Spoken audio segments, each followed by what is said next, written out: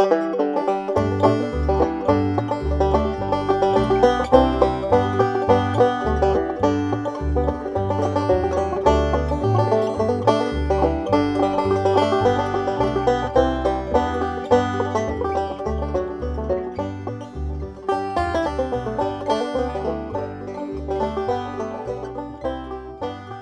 Hannah Breckbill, and we're at Humble Hands Harvest. We're in Decorah, Iowa.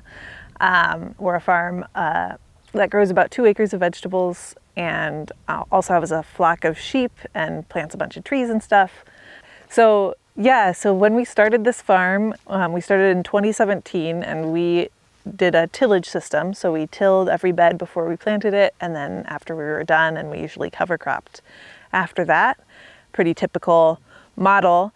A couple of years in, we were just getting clobbered by really wet springs where we couldn't get into the field to till in the time that we wanted to be able to plant things in the ground. And so we started thinking about what if we transitioned to no-till, so we wouldn't need to bring a tractor into the field to mess things up and compact things, and instead we could just plant directly into the field. So that was kind of our impetus for doing no-till.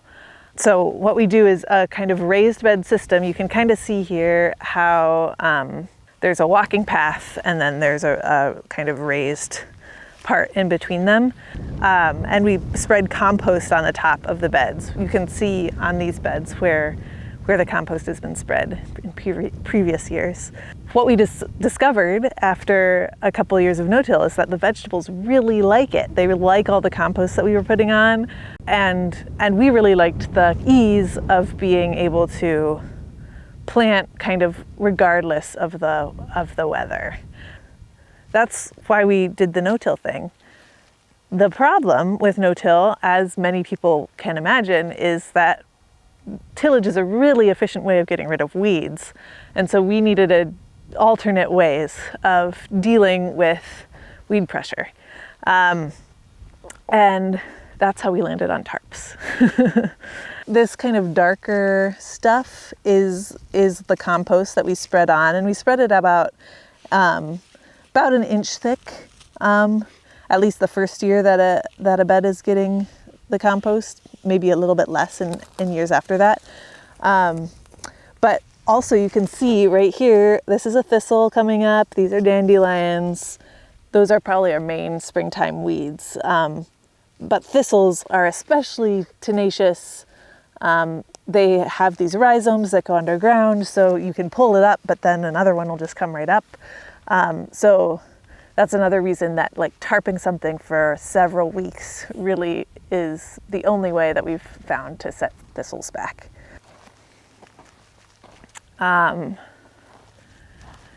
So in this section, we're gonna get tarps on the rest of the section today. We're gonna plant our cucurbits, our winter squash mostly, into this section in late May. So we've got 6 weeks of tarp time that we get to have, which is gonna set back those thistles, and is gonna those annual weeds are gonna germinate and then die underneath the tarp when they don't have any light. That'll be great for setting back all the weeds before our winter squash can kind of grow, get a head start on the weeds, and then actually shade most of them out as they grow. For this early season situation, we're taking this opportunity to really beat back those thistles for a long time.